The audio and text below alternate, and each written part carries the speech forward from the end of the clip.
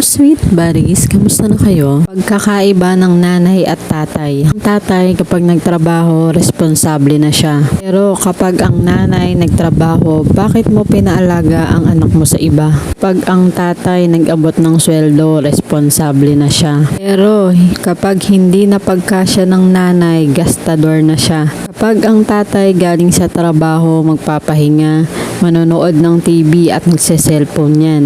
Pero kapag si nanay naupo lang saglit, nagpahinga, irresponsable at tamad na siya. Ang tatay kapag lumabas kasama ang barkada, deserve niya. Pero kapag ang nanay lumabas lang saglit, nagbubuhay, dalaga na siya. Ang tatay kapag may sakit, hindi muna papasok, magpapagaling at magpapahinga muna.